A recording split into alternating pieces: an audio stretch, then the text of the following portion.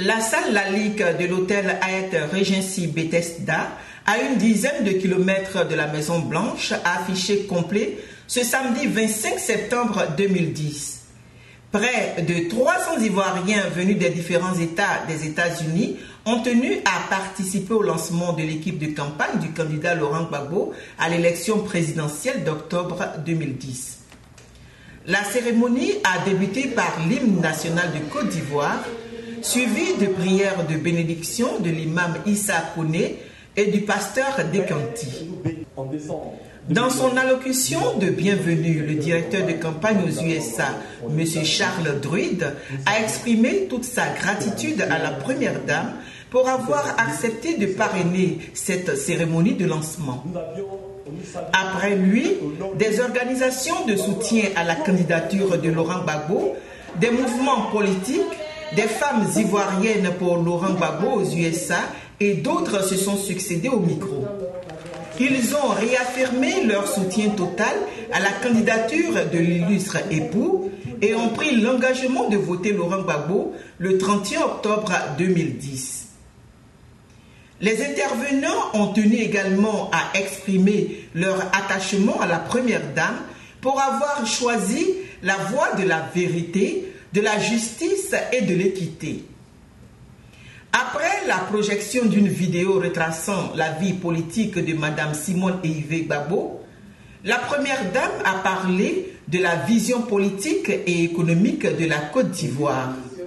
Selon la conférencière, le candidat Laurent Gbagbo a fondé toute son activité, premièrement sur la démocratie, ensuite la souveraineté nationale, car une fois indépendante, la Côte d'Ivoire a signé des accords de coopération selon lesquels toutes les activités du pays doivent dépendre de l'ancien colonisateur.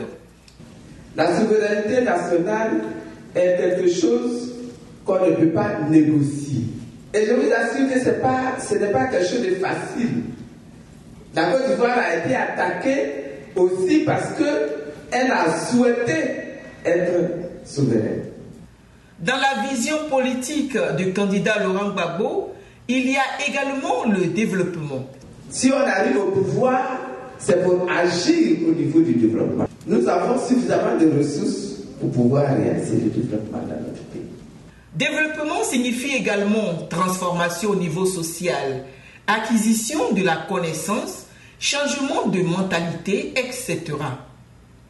Il y a la modernisation qui est une rupture opérée au niveau mental et en fait la justice.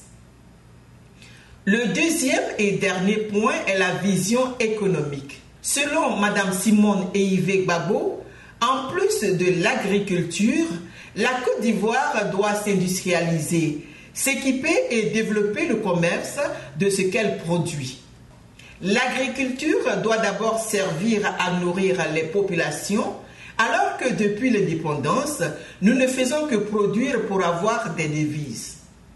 Pour que cette vision devienne une réalité, la conférencière a demandé de donner un nouveau mandat à son époux pour réaliser son programme qu'il avait commencé et qu'il n'a pas eu le temps d'accomplir.